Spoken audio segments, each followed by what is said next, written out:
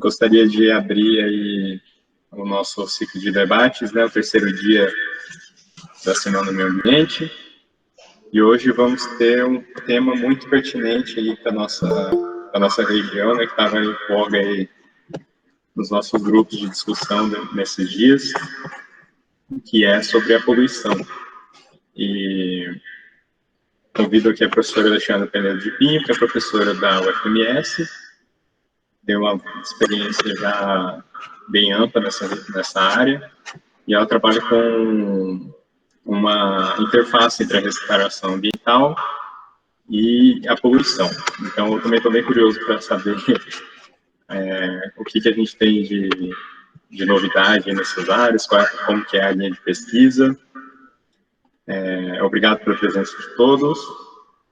E, professora, muito obrigado aí por aceitar o convite. Eu que agradeço, Guilherme. Você está me ouvindo bem? Sim. Obrigada pela apresentação, obrigada pelo convite. Eu vou subindo a minha apresentação aqui e vou começando, né, questão de novidades. Novidades, em relação a novidades nessa área, a gente tem pouca coisa. Que uma das coisas que a gente mais tem problema hoje em dia é introduzir pesquisa, né, exatamente nessa área. Por quê? Porque é uma área que você acaba, de certa forma, fazendo um nexo causal entre a atividade agropecuária e a poluição ambiental, né? Então, nesse momento, não é muito bem vista, até porque muitas coisas já são de ações passadas, mas se muitas coisas fossem feitas com as mesmas práticas, mantendo a mata ciliar, as APPs preservadas, fazer todas as atividades agrícolas, agropecuárias de uma forma mais focada na preservação ambiental, a gente teria provavelmente um cenário diferente. O que a gente tem de novidade, muita coisa, são muitas técnicas novas de avaliação dos elementos práticos, dos elementos poluentes. Mas realmente a gente está numa situação, na condição de hoje, está muito difícil de aprovar projetos nessa área de avaliação de poluentes. E por que é tão importante assim a gente avaliar essa questão de poluentes na água, ou até de que a gente está falando tanto, né, falando sobre restauração, né, o título fala sobre restauração, por que a gente está preocupado com a água? A gente tem tanta água aqui no Brasil, né? A gente vê água por qualquer canto, né? Mas se a gente for reparar, observar bem, né, embora o planeta seja chamado de planeta Terra, a gente tem que 75% do nosso planeta é formado por água. Dessa quantidade toda de água que a gente tem no planeta, 97% está na forma de água salgada, ou seja, a gente não consegue utilizá-la para as nossas atividades do dia a dia, para a indústria, produção de alimentos, para abastecimento de água. Então, a gente não consegue utilizar. Bom, salvo alguns casos, né, que alguns países que têm realmente muita dificuldade de acesso à água, como por exemplo Israel, eles têm algumas tecnologias bem avançadas para fazer a dessalinização da água do mar, mas são processos bastante custosos. Enfim, então, 97% dessa água toda que a gente tem no planeta, 97% então é água salgada, água do mar. 2,5% só está na forma de água doce congelada. Então, quer dizer, isso vai variar, porque a gente está tendo episódios de aquecimento global, certamente uma parte já foi transferida para a água do mar. E apenas 0,5% de toda a água que a gente tem no planeta é água doce disponível para a gente usar. Sendo desse 0,5%, quase 98% está na forma de aquíferos, de água subterrânea. O que não é uma água fácil de ser retirada e é uma água que a gente quer deixar o mais quieta possível, porque se acontecerem episódios de contaminação, para descontaminar essa água é um trabalho de esforço muito grande. Um percentual pequeno, né, 1,3% de chuvas, 0,9% de lagos naturais, 0,05% de reservatórios, olha só. Um percentual muito pequeno que são formados de águas doces de rios. Que é basicamente da onde a gente retira a água para produzir alimentos, para tomar banho, lavar roupa, para tomar água, para produzir qualquer processo industrial. Sendo que 75% do uso de água no mundo está relacionado com as atividades agrícolas, agropecuárias. E se a gente for olhar, né, onde que está a água do mundo, né, 30% da água doce está em reservas subterrâneas. E o Brasil tem 12% da água doce do mundo.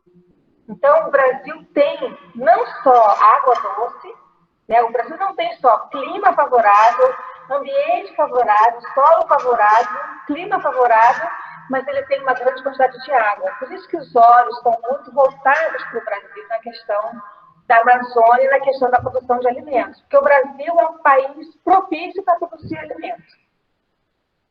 Vejam bem o que eu estou falando, alimento, né? Enfim. Mas se a gente for olhar, então, esses olhos estão voltados para o Brasil produzir. E o Brasil, de certa forma, também aproveitou essa janela de oportunidade para poder produzir. Só que foi feito de uma forma sem seguir as melhores práticas de manejo, foi feito de uma forma descontrolada. Então, a partir da década de 70, começou um incentivo agropecuário, né? Então, muitas pessoas lançaram mão das cidades e foram para o interior do Brasil, levando a intenção de criar novas terras, e muito desmatamento aconteceu e feito de forma não adequada. Então, desde 85 até 2018, o Brasil perdeu, né, cerca de 82 milhões de hectares de florestas naturais. E 7 milhões de hectares de vegetação nativa. E, obviamente, ganhou um grande percentual de área para a agropecuária. Então, só que não é só perder, né, essa cobertura vegetal. Tem que ver de que forma que perdeu e quais áreas que são, porque não é qualquer área que a gente deveria desmatar, né? Se a gente for olhar também aqui nesse mapa, né, a situação da cobertura, né, e o uso do solo no Brasil, então esse aqui é de 1985 e esse mapa aqui é de 2017. Esses dois dados que eu mostrei agora, e esse aqui do mapa, eu peguei no Mapa Biomas, tá? E que eles publicaram em 2019. Então, se a gente for ver aqui 85, ó, então o que está aqui dessa cor laranjada é pastagem, né, mosaico de agricultura ou pastagem. O que a gente está vendo aqui? Então, no sul, ó, a quantidade de cultura no sul é enorme, né, sul, sudeste, e avançando para o centro-oeste, e hoje a gente vê avançando, então, para a Amazônia adentro. Então, a gente vê realmente essa incidência da agropecuária para a área amazônica. Tanto que a gente vê aqui que a gente vê fatores, né, áreas maiores de redução de vegetação para transferência para a agricultura na região do Pará, do norte do Mato Grosso, Rondônia. E a gente também vê a quantidade de terra, né? Então, a expansão do uso da terra em 2000 para 2018, né? A gente vê que a áreas agrícolas e pastagem, né, todas na região mais para o norte do Brasil e grandes áreas, né? Então, significa que a alteração da cobertura vegetal do Brasil, tirando floresta, está sendo substituída por áreas agrícolas e com pastagem. E se a gente for comparar também, observar, então, né, nessa tabela aqui, a gente consegue perceber quais são os déficits de APP e de reserva legal que a gente tem do Brasil hoje, e em diferentes biomas, né? Então, a gente tem que, em relação a áreas de proteção permanente que deveriam estar consolidadas e não estão, ou seja, precisa de recompor, chega a 8,1 milhões de hectares. E no Cerrado é a maior proporção, e seguida pela Amazônia. E o déficit de reserva legal também se repete, né? Maior no Cerrado e aqui um pouco da Mata Atlântica também. Somando, então, olha só, aqui o déficit de reserva legal é muito maior, maior do que de APP. Então, somando essas duas, a gente tem cerca de 19 milhões de hectares que precisam ser restaurados para, então, suprir esse déficit de APP e o de reserva legal. Se a gente for olhar, né, essas estimativas, né, esse déficit para o estado de Mato Grosso do Sul, a gente vê, o Mato Grosso do Sul ele pode ser dividido em influência da Mata Atlântica e área de cerrado, né? Então, a mais para baixo aqui no sul, ele tem uma influência maior, é uma zona de transição, né, de Mata Atlântica, e nessa região aqui a gente tem mais consolidado cerrado. Na Amazônia, a gente tem um déficit, né, de 522 mil hectares e um excedente de 21. O que é esse excedente? São reservas legais que têm tamanho maior do que deveriam, ou APPs que têm tamanho maior do que deveriam. E no Cerrado tem uma área também de 944, um grande excedente. Então, tem que observar em muitas áreas aonde que é essa localização de excedente. Muitas vezes é em área de APP também. Então, o ideal seria não desmatar esse excedente, sim fazer uma preservação maior se for em áreas de APP. E eu vou falar mais para frente um pouquinho por que eu estou batendo tanto nessa tecla de APP, qual que é a importância da APP, né? Que são áreas de proteção permanente. Nessa figura aqui, a gente vê a ocupação, né, a cobertura vegetal do Mato Grosso do Sul, também dividido por bioma de Cerrado e Mata Atlântica. E o que a gente vê? Que a pastagem, né, sem dúvida nenhuma, é um grande percentual de ocupação desse solo. Mais da metade, né, mais de 50% de toda a área que a gente tem no estado, tanto na região que sofre influência pela Mata Atlântica, quanto a do Cerrado, é composta por pastagem. E é importante a gente observar sempre essa questão desse avanço agropecuário, sem esquecer e considerando sempre a grande importância, né, biológica desse bioma do Cerrado, porque a gente tem, tanto que ele é considerado um hotspot, a gente tem várias áreas, várias espécies de grande importância, né, de biodiversidade, que nunca são consideradas, né, sempre são deixadas de lado quando a gente vai falar em boas práticas de manejo agrícola, não se pensa muito na questão da biodiversidade. E hoje a gente já sabe, né, muita incidência científica, quão importante é a preservação dessa biodiversidade para a manutenção dos sistemas, inclusive até os sistemas agrícolas. Um grande exemplo para isso é a preservação das abelhas, por exemplo, né? A gente vê bastantes casos de contaminação de diversas colmeias, muitas vezes por deriva de agrotóxicos do entorno da região. Então, a gente já tem muitos dados mostrando uma grande mortandade de abelhas no Brasil e no mundo também, que são afetados, então, pela aplicação de agrotóxicos da agricultura, né? E essas abelhas são extremamente importantes, elas fazem serviços ecológicos, ecossistêmicos perfeitos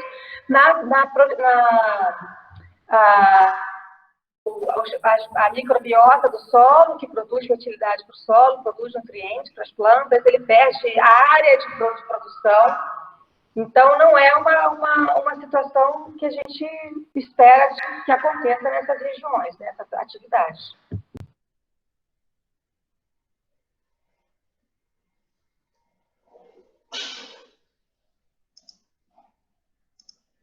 A gente pode encontrar E a restauração, a recuperação desse sistema é complicadíssimo. Ele nunca vai voltar a ser o que ele era antes. Numa situação dessa, ele não vai voltar. A gente vai fazer um Frankenstein que vai ficar estabilizado. A situação vai ficar estabilizada, mas voltar ao que era antes, a gente não consegue. E também falando todo esse fluxo que está indo ajusante. Um outro cenário aqui também, né? Então, olha aqui em volta, né? Olha aqui a pastagem como está degradada, solo exposto. Então, a gente não deixar o solo exposto é uma prática de manejo, uma boa prática de manejo. Nessa área aqui está bastante quantidade de solo exposto. Só o solo que tem tendência a ser mais arenoso, então tem que ter uma aplicação maior de cuidados, de boas práticas de manejo, voltadas para ambientes arenosos, né? Formação da estrutura dos solos agregados com matéria orgânica. Então, existem técnicas bastante já difundidas sobre isso. E não só os processos erosivos, como também o que acontece ajusante, que são os processos de assoreamento. Também essa modificação nesse ecossistema, você não consegue voltar ao que era antes. Então, você deturpa, desequilibra o ambiente, mas não consegue voltar ao que era antes. Então, a gente tem cenários bastante catastróficos em relação ao assoreamento. Aqui no estado, a gente tem muitos episódios, a gente tem bastante situações, principalmente na região do Taquari. Em Bonito, a gente consegue ver um pouquinho também, quando a gente tem essas chuvas de alta intensidade, que mobilizam uma grande quantidade de sedimentos para os rios, uma coisa nova que tem acontecido, por causa também de atividades não realizadas com boas práticas de manejo. Não só o assoreamento, mas também, junto desse sedimento, vai uma grande quantidade de poluentes. Só o sedimento já é uma forma de alteração ambiental, mas junto com ele podem ir agrotóxicos, metais pesados, bactérias, e que vão causar matéria orgânica, e que vão causar um desequilíbrio aonde eles chegarem, tá? Então, a gente pode ter poluição também, que também é difícil de ser revertida. Então, olha só, uma grande quantidade de cenários que a gente pode prevenir, né? Pode evitar que aconteça, e depois que acontece, a gente não consegue ter o retorno ao que era antes. E justamente por isso, o Brasil entrou no Acordo de Paris, né, feito na COP21, aonde ele é um acordo multilateral, onde ele se prontifica a fazer várias atividades, né, entrar dentro desse acordo. E dessas atividades, as principais ações brasileiras são o fim do desmatamento ilegal, porque a gente já está vendo, então, que não precisa mais desmatar a área consolidada, preservada para a produção de alimentos. A gente já tem muitas áreas de produção de alimentos que são pouco produtivas, que precisam, inclusive, de boas práticas de manejo, mas elas podem se tornar agriculturáveis novamente, então a gente não precisa mais desmatar. E restaurar e reflorestar 12 milhões de hectares para múltiplos usos, que são aquelas áreas que estão em déficit com o Código Florestal. Então, esses 12 milhões de hectares vão ser áreas para restauração. E por que tem que restaurar? Se a gente restaurar, provavelmente a maioria dessas áreas está em áreas, uma grande parte dessas áreas está em áreas de APP, e áreas de APP são importantes por quê? Porque são áreas de mata ciliar, muitas vezes, que vão diminuir o fluxo de poluentes e sedimentos para os rios.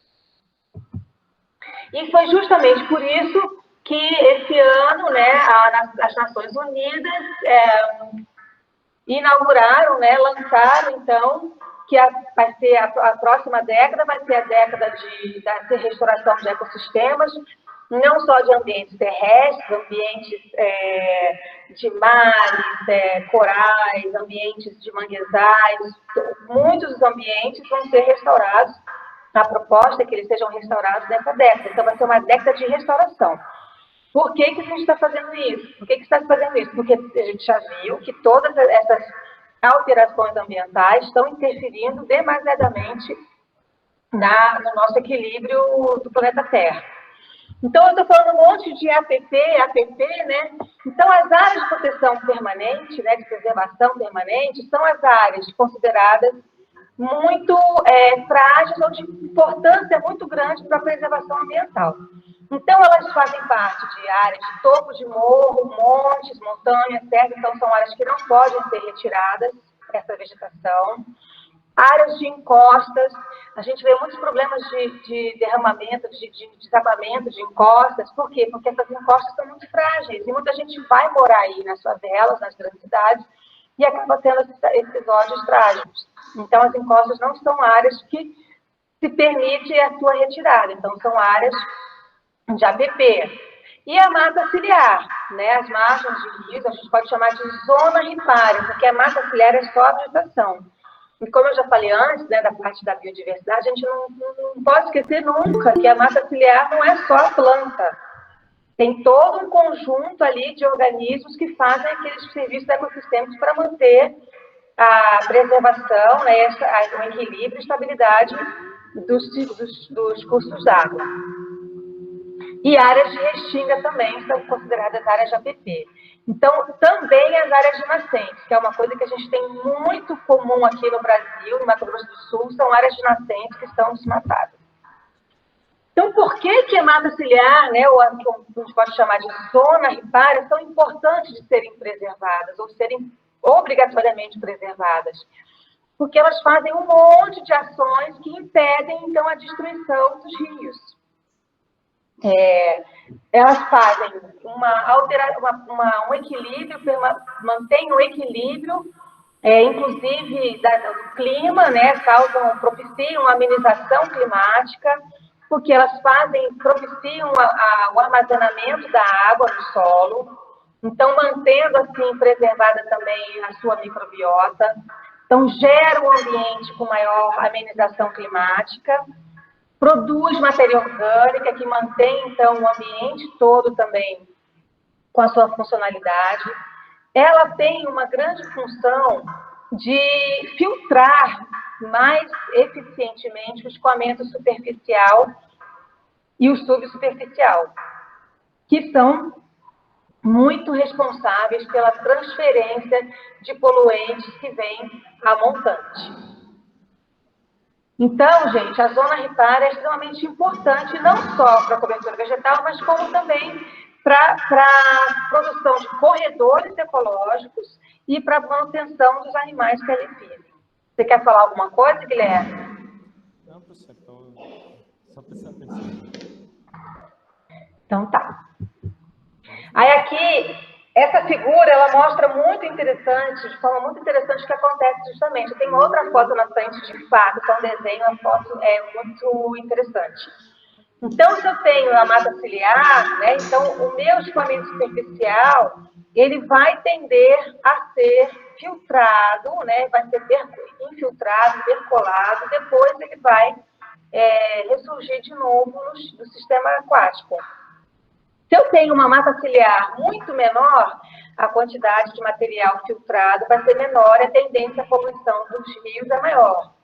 Se eu não tenho mata ciliar nenhuma, tudo que vai sendo produzido e carreado aqui é levado para o rio. Olha aí uma cena muito realista do que acontece, né? Então, eu tenho aqui uma área agrícola que está com o solo exposto, provavelmente deve ter acontecido uma chuva, uma ocorrência de precipitação, e carreou o sedimento todo para essa região.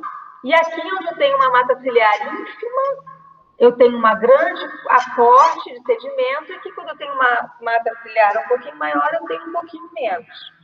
Mas é nítido, essa foto é muito ilustrativa do que acontece com o carregamento de sedimentos. Junto com esse sedimento, está indo todo o fertilizante que o produtor jogou na área, vai ter que jogar tudo de novo, está indo microbiota que serve para produzir nutrientes para as plantas, está indo a fauna hidáfica, alguns organismos estão indo junto, está indo nutrientes, então um monte de coisa está sendo jogado fora, e também tudo que foi colocado ali de contaminantes, como agrotóxicos, metais pesados. Então, tudo isso está sendo transferido para o sistema aquático. Nesse trabalho aqui, a Giselda Duringer mostrou muito bem essa representação esquemática da variação, né? O que acontece, né? Então, esse evento na figura que vocês viram antes é um evento que ocorreu após a precipitação, a chuva, que gerou o escoamento superficial e que carregou o sedimento.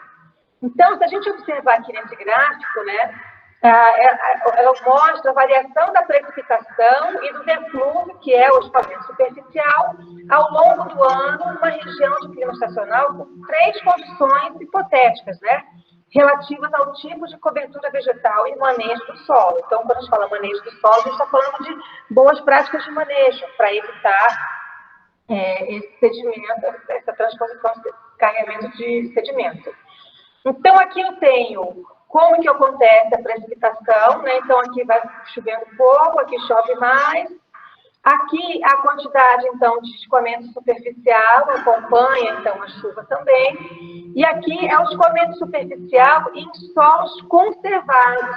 Vegetação com pouca biomassa, por exemplo, uma pastagem, né? uma vegetação campestre, savânica, ou cultivos agrícolas. Então, olha como muda a quantidade de escoamento superficial. Então, se eu estou diminuindo o escoamento superficial, eu estou dizendo que eu estou infiltrando mais água do solo. E é isso que a gente quer. A gente quer que a água seja infiltrada no solo, porque uma vez essa água infiltrando no solo, várias trocas vão ocorrer entre o que tem na água e as partículas do solo. O solo, nesse caso, da mata ciliar, pode servir como uma peneira, né? Que ela vai filtrando, vai deixar a água passar e vai segurar sedimento, vai segurar agrotóxicos, vai segurar metais pesados. Inclusive, na minha tese de doutorado, eu trabalhei justamente com isso. A gente avaliou a transposição de sedimento e 2 herbicidas dentro de uma mata ciliar. E a gente viu que quanto maior a mata ciliar, né, maior vai ser a filtragem desses elementos e menor vai ser a contaminação do sistema hídrico. E aqui, no último, né, o que tem o menor escoamento superficial, são áreas com solo conservado e de vegetação com alta biomassa. Por que é importante, então, a gente ter essa vegetação com alta biomassa? Por isso que é importante, quando a gente fala em restauração, a gente fala em grande diversidade, ou a gente fala em espécies arbóreas, e a gente pensa no ecossistema como um todo, né? Porque as árvores, elas são capazes, elas têm uma função muito importante de fazer a interceptação da chuva. Então, a chuva, quando cai, ela intercepta as gotas na sua folha. E uma vez que ela intercepta as gotas na folha, ela vai fazendo a pocinha e depois a gota vai cair. Então, a gota vai cair nas folhas e vai escorrer pelo galho, vai escorrer pelo tronco e vai alcançar o solo. Então, a velocidade que ela vai chegar no solo vai ser muito menor. Então, quando ela chegar no solo com uma velocidade bem menor, ela vai ter uma capacidade muito maior de infiltração no solo. Ou seja, se ela cair na chuva direto no solo, ela vem com uma velocidade muito grande. E essa velocidade grande é possível, é capaz, então, de mobilizar todo esse sedimento aqui. E aí causar processo erosivo e erosão.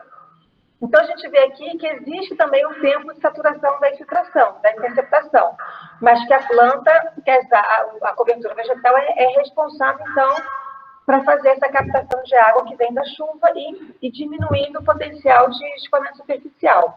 Isso a gente pode ver aqui nessa figura muito, muito claramente também. Se eu tenho uma área aqui com cobertura natural do solo, então eu vou ter aqui 40%, né, dados hipotéticos, né, de evapotranspiração, 10% de escoamento superficial, a água que vem, né, da chuva, 25% de infiltração e percolação profunda, 25%. Se eu já começo a retirar essa cobertura vegetal, olha como eu já diminuo a evapotranspiração, como eu já aumento o escoamento superficial a 20%, tá? E eu aumento também a percolação, eu diminuo também a percolação. Então, no pior cenário, nos cenários urbanos, eu vou ter de 75% a 100% de superfície impermeável, e aí o meu escoamento superficial aumenta demasiadamente. E esse cenário a gente nunca quer. E aí, então, por isso que a gente tem a década da restauração, né? E por isso que é importantíssimo a gente focar nessa restauração. A restauração ambiental, ela pode ser feita de várias formas. Existem já bastante técnicas também difundidas.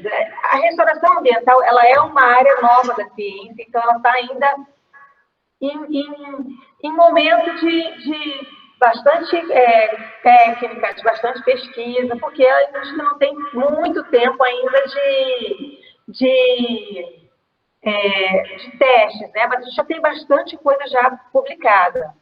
Mas, de forma geral, a restauração ambiental ela pode ser passiva, quando a gente deixa o ambiente já tem condição de ser autossustentável, ele consegue se recuperar sozinho, né, pela regeneração natural. E essa técnica é a mais indicada, pois ela é a mais ecológica, ela responde mais na produção dos serviços ecossistêmicos que tinha originalmente. Porém, ela é menos custosa, mas ela demora muito mais tempo. E aí, a gente tem a restauração ativa, que é a que mais acontece, é a que mais a gente tem no Brasil. Ela precisa de uma intervenção, né? Muitas vezes é feita com semeadura direta ou com plantio de mudas. Ela é muito mais custosa, por exemplo, um livro que foi publicado pela WWF, né, chama Economia Florestal, acho que é WWF, agora não lembro, se quiser que eu faça depois. Ela prevê que no pior cenário do Cerrado, o custo de restauração, usando a restauração ativa, sai R$25 mil, cerca de R$25 mil por hectare. É muito caro, né? Então, a gente tem essas duas técnicas, né? Então, aqui a gente vê o plantio em linhas, né? Inclusive de uma mata ciliar. E muita gente, quando a gente fala em restauração, né? Eu estou batendo bastante a tecla nisso, né? Muita gente, quando fala de restauração, fala que vamos plantar em árvore, uma árvore, como é, vou plantar só árvore. Projetos de restauração, a gente vê muito isso, é só plantar árvore, tem que plantar árvore. Às vezes a área nem precisa de plantar árvore, é uma área que consegue ser restaurada só com regeneração natural, mas os projetos têm que ter plantio de árvore. Não é só isso. Não é só plantar árvore. Existe muito mais no ambiente do que só árvore, né? Então, a gente tem que pensar em toda a biodiversidade do ambiente. A gente tem que criar uma situação que o ambiente consiga ser reconduzido de novo à forma, a forma que ele era antes, provendo, então, seus serviços ecossistêmicos. Então, a gente tem que pensar muito nessa questão de que não é só plantar árvore, né? E aí, o Kageyama, né, que é um dos pioneiros na área de restauração aqui no Brasil, ele fez um texto bem interessante, né? Se a gente for pensar, né, num hectare de Mata Atlântica, a gente tem cerca de 500 espécies vegetais que a gente conheça, né? Em termos de 150 árvores, 350 lianas, epífitas, arbustos e herbáceas, né? Subbosque. E a gente ainda estima que tem cerca de 100 vezes mais insetos e micro-organismos. Imagina, micro-organismo, microbiota do solo é uma coisa pouquíssimo explorada, né? Então, a gente vê por aí que em 5 mil espécies por hectare, 50 mil espécies por hectare. Quando a gente faz restauração, vê projetos de restauração, termos de referência, sempre se fala em 80 espécies. Quando fala 80 espécies, é uma coisa enorme já. Então, qual que é a prioridade na restauração? É só plantar árvores ou a gente quer recuperar os serviços ecossistêmicos e a biodiversidade? A gente tem que pensar nisso, tá? E se a gente tiver só árvores na restauração, eu vou criar um bosque, não vai ser uma zona ripária que vai ter toda aquela funcionalidade, como eu mostrei mais à frente. Então, a gente precisa de um ecossistema estabelecido. Por que eu tenho que ter esse ecossistema estabelecido? Porque eu vou ter que ter condição de outras espécies passarem por ali, continuarem a fazer a sua propagação, diversidade, sua zoocoria, né, sua dispersão de propagos, para manter o ecossistema preservado, né, com sua funcionalidade ecológica. Eu acho importante a gente colocar aqui, que hoje em dia, né, um dos grandes obstáculos da restauração é a presença de espécies de gramíneas, né, a gente chama de mato competição, que são, a gente está, por exemplo, numa área que tem um estado que tem grande atividade pecuária, né, então a gente tem uma grande dispersão de braquiária, de sementes, de pastagem. e que elas, inclusive, acabam invadindo as áreas de plantio e acabam se sobrepondo às nossas mudas plantadas, o que exige um grande esforço para fazer essa manutenção. E, hoje em dia, muito controle dessas espécies, né, dessa braquiária, é feita com a aplicação de agrotóxicos, e principalmente o glifosato, tá? O glifosato é um herbicida que inicialmente foi considerado com pouca toxicidade. Por quê? Porque foi uma tendência da mídia, né, da mídia das empresas, das corporações, para passar essa ideia para a gente, mas, na verdade, hoje, depois já de anos de pesquisa, a gente vê que o glifosato é um herbicida, um agrotóxico com um potencial tóxico bastante grande e preocupante, tá?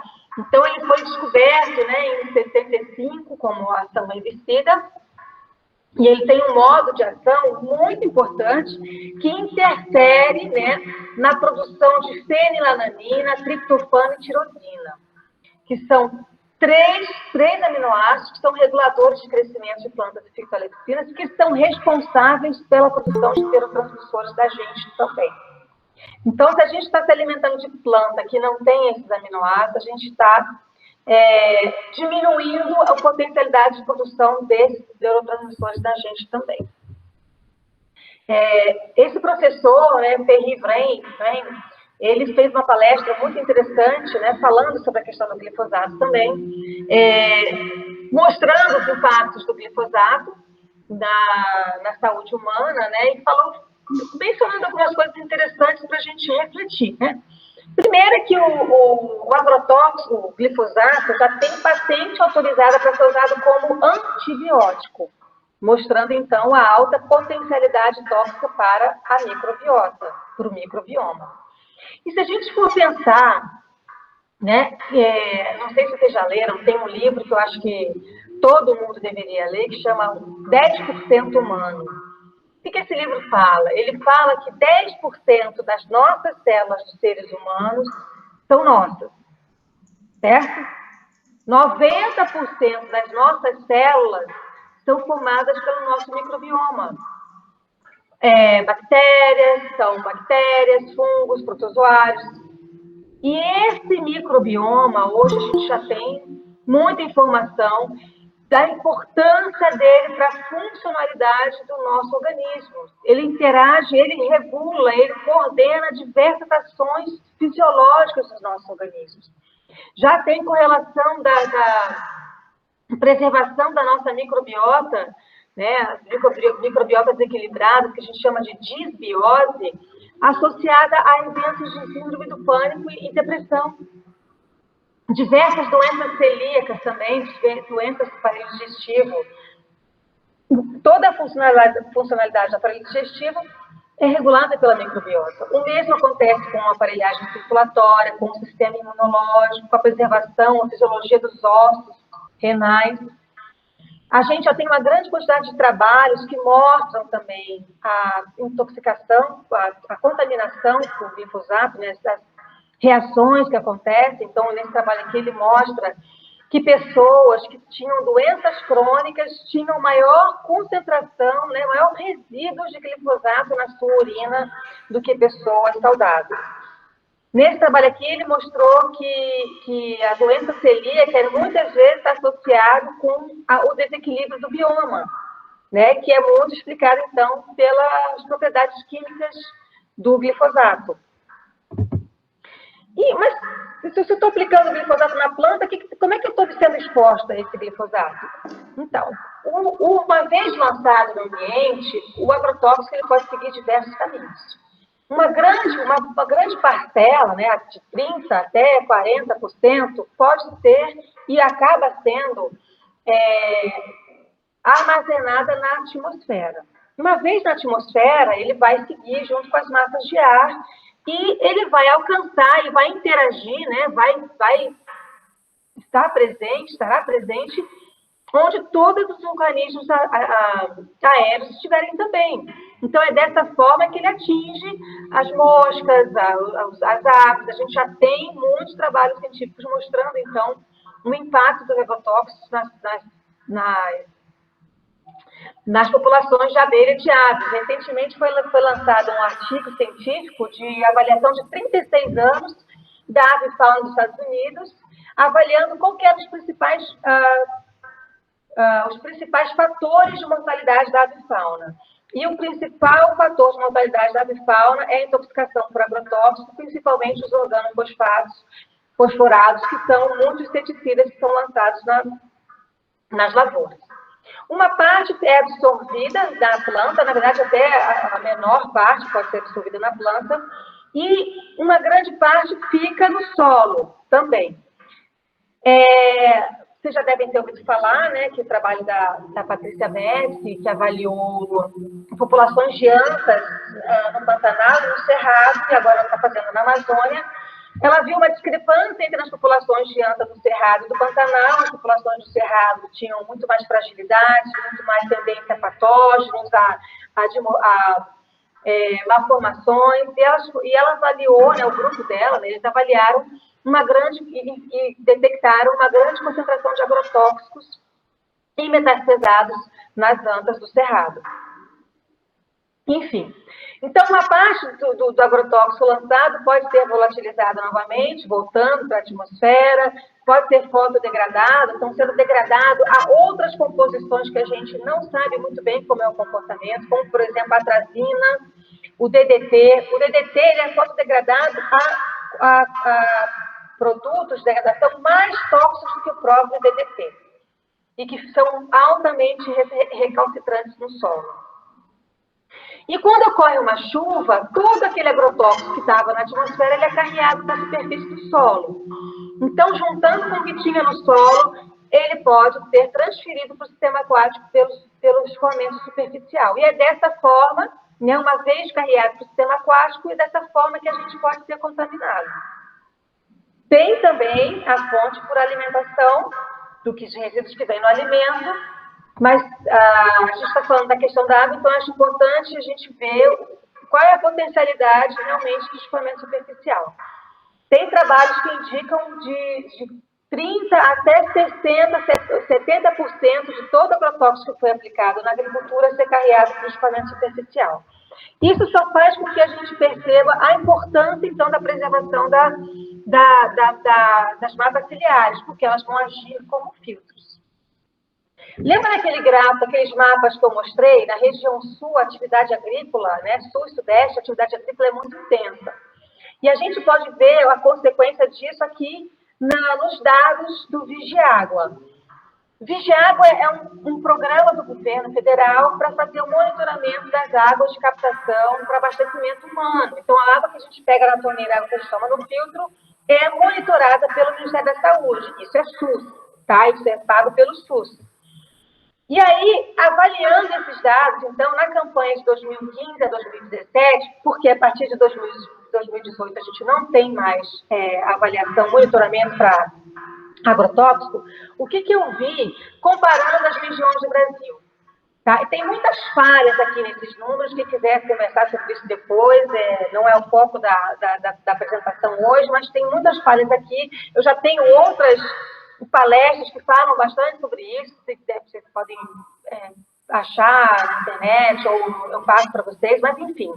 O que eu quero que vocês observem aqui é o seguinte: a região, tudo isso que está em vermelhinho é porque são valores máximos que foram encontrados nessa região e desse agrotóxico aqui. Então, aqui são os 27 agrotóxicos que o Brasil monitora. Isso já é um grande problema, porque a gente tem 27 que são monitorados e usa mais de 500 princípios ativos e produtos mais de 3.000. Aqui a gente tem o valor máximo permitido na legislação brasileira, aqui o valor máximo permitido na legislação europeia, bem menor que a brasileira.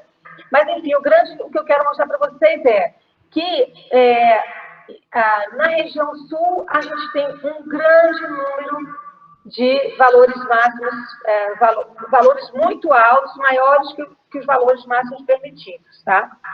Não necessariamente é só porque o Sul produz mais agricultura, mas porque o sistema de avaliação da região Sul é muito melhor que o do resto do Brasil, porque eles estão muito preocupados com a questão dos agrotóxicos. A gente também tem grandes episódios, né, em contaminação por metais pesados. Muitos agrotóxicos têm metal pesado na sua fórmula. Muitos fertilizantes acabam sendo contaminados também com metais pesados na sua extração. A gente tem um exemplo agora em Bonito também, tem os dados de Bonito que a gente está avaliando, da região de Bonito, que tem algumas amostras que deram valores altos para arsênio. E eu acho que cromo também, né, Guilherme? Agora eu não lembro, mas sei que arsênio foi bastante evidente, por valores bem altos, que a gente supõe que seja por utilização de fertilizantes com contaminação por arsênio. Porque o arsênio ele tem uma configuração químico-física parecida com a do fósforo. Então, onde a gente tem ambientes que têm concentrações boas de fósforo, tem presença de arsênio também. E fósforo é um dos produtos, né, um dos elementos usados nos fertilizantes. Então, a gente tem contaminações aqui, cromo, Não interferência, Alessandra. Oi? Oi? Estão me ouvindo? Poderia repetir a pergunta, Yolanda?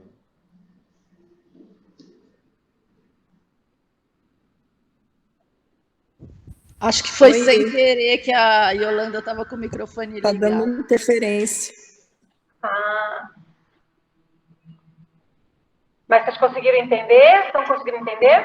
Para mim está perfeito. Você quer que eu repita alguma coisa, Yolanda?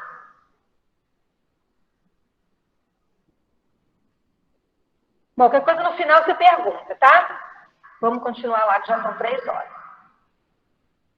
Bom, então a gente também tem contaminação de metais pesados provenientes de áreas agrícolas, né? A gente tem também trabalhos que avaliam a concentração de metais pesados no Rio Paraíba, mas muito de áreas de industrialização siderúrgica.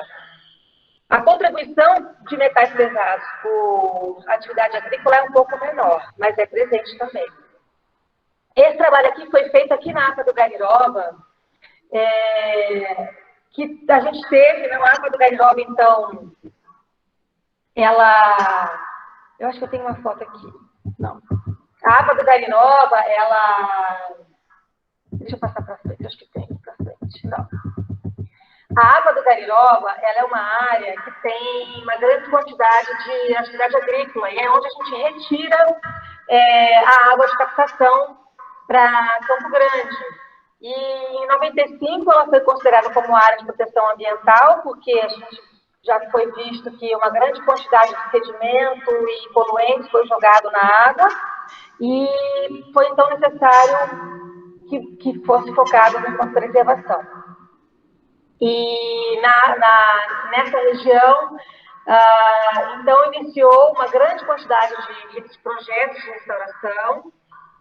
Esses projetos de restauração, não só de restauração, mas de boas práticas de manejo, com colocação de instalação de curvas de nível, terraceamento, recomposição das matas ciliares, porque na APA você tem a necessidade de ter um plano de manejo.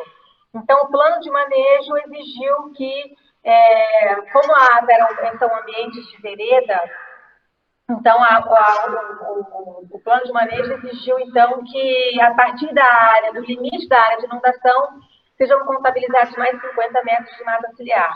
E ninguém fazia isso, né? Então, tem que se recompor uma grande quantidade de mata ciliar, né, de mata, para prevenir, então, prevenir a contaminação dos recursos hídricos e manter a preservação dos recursos hídricos.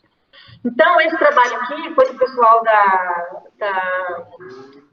UFMS, que trabalha com a batimetria, trabalhou com a preservação das áreas, né, do laboratório do professor Teodorico.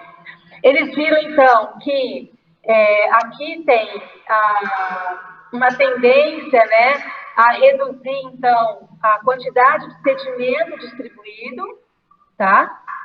Então, diminuiu a quantidade de sedimento. Então, aqui, reduziu em 25% a quantidade de sedimento carreado, então, diminuindo o assoreamento dos rios.